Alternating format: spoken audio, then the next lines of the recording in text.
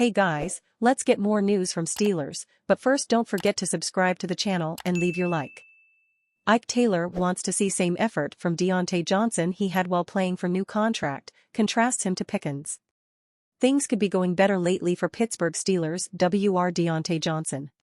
The veteran was on a nice little run after returning from an early hamstring injury, but frustration, disappointment, and bouts of a poor attitude have since largely dominated these final weeks of November. Though he caught 4 passes for 50 yards on Sunday against the Cincinnati Bengals, including a 39-yard grab, the play everyone is talking about is one on which he wasn't supposed to be involved, until he was. It came one play after he had a touchdown catch, negated by the on-field officials. Obviously disappointed over having the touchdown taken from him and perhaps also by the Steelers turning to a run play on the next down, Johnson showed no effort on his blocking assignment and was paying no attention to the play as RB Jalen Warren fumbled. Said assignment, CBDJ Turner 2, is the one who recovered the fumble and returned it 28 yards, Connor Hayward making a possibly touchdown-saving tackle. Needless to say, the incident has been quite a topic of conversation, and former Steelers CB Ike Taylor shared his thoughts yesterday on Johnson's overall attitude and effort in recent weeks. "Give me all that enthusiasm when he was trying to get that contract," he said on the Believe in Steelers podcast. A 2019 third-round draft pick, Johnson signed a 2-year, $36.71 million contract extension in 2022. He proceeded to set an NFL record for the most receptions in a single season without scoring a touchdown, a year after making the Pro Bowl and having a career year. "He understands exactly what I'm saying," Taylor added. Though he gave him a pass on the dropped touchdown, he did allow that the great ones finish plays and don't allow them to be put in positions where it becomes the judgment call of an official. He also said that he wasn't going to question Johnson's effort. "Diontae's got to look himself in the mirror and he can answer all them questions on his own," he said. "I just know the great ones, they don't see enough of the bag. They feel like they don't do enough on the field. They feel like they're always leaving something." Truth be told, Johnson is not always the most active participant when he doesn't have the ball in his hands or anticipates it may be coming his way. Describing his efforts in blocking as inconsistent is being charitable, in contrast to WR George Pickens.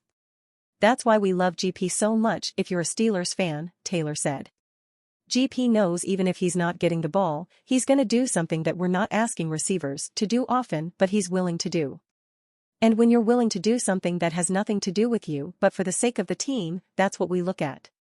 Steelers, primary Kenny Pickett reason Matt Canada was fired. The Pittsburgh Steelers remain in the thick of the playoff hunt, but it has been in spite of their offense, not because. And the Steelers have already taken steps to remedy their ailing scoring attack by firing offensive coordinator Matt Canada, turning over play-calling duties to quarterbacks coach Mike Sullivan during their 16-10 win over the Cincinnati Bengals on Sunday. While firing Canada didn't exactly spark an instantaneous offensive turnaround for the Steelers, the front office felt like a change was necessary after quarterback Kenny Pickett, after a promising offseason, failed to make the leap many thought he'd make due to some of the handicaps the Canada-led offense placed on the 25-year-old QB. Pro Football Network talked to multiple league sources who have graded the Steelers' offensive tape this season and cited the following issues with Canada's offensive scheme: too many college concepts, poor spacing created, lack of an intermediate passing game, and lack of identity, Adam Kaplan of Pro Football Network wrote. But even with those issues, the biggest problem was the lack of development from second-year QB Kenny Pickett, who team sources said had an outstanding offseason. With Mike Sullivan at the helm of the Steelers' offense, there were a few noticeable changes that came even though they scored just 16 points in their most recent game.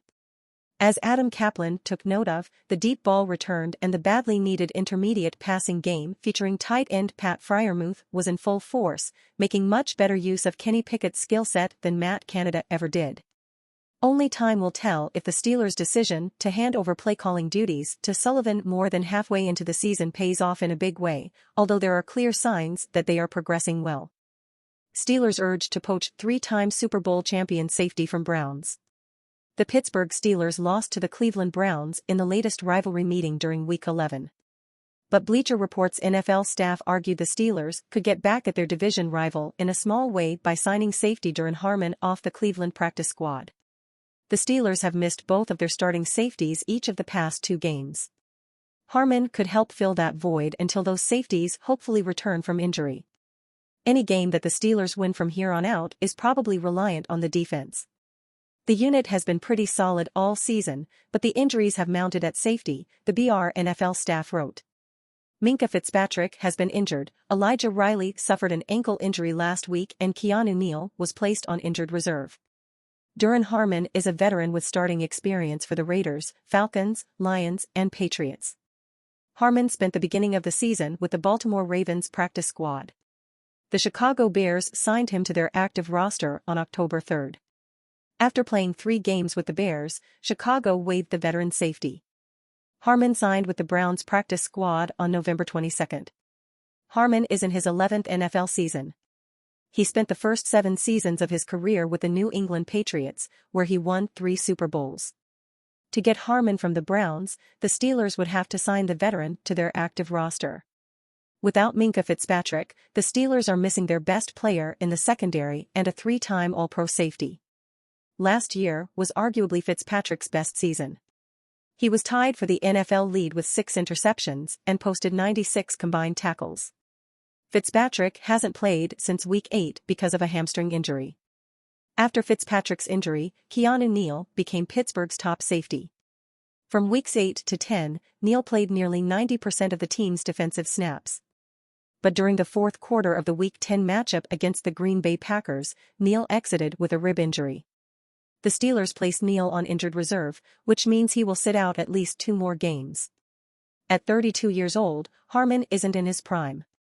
But he could provide veteran leadership and communication that the Steelers miss without Fitzpatrick and Neal. In 164 NFL games, Harmon has posted 407 combined tackles, including 5 tackles for loss. He also has 23 interceptions and 43 pass defenses. Arguably, his most famous interception came against the Steelers. Harmon picked off Ben Roethlisberger 2 plays after Jesse James' infamous non-touchdown in the 2017 showdown between the Steelers and Patriots. Of Harmon's 23 interceptions, 5 of them have come against the Steelers. On paper, it seems like the Steelers could use reinforcements at safety. But Pittsburgh has done fairly well holding up in coverage without its starting safeties. Backup safety Damontae Kazee has played every snap since Fitzpatrick missed his first game because of his hamstring injury.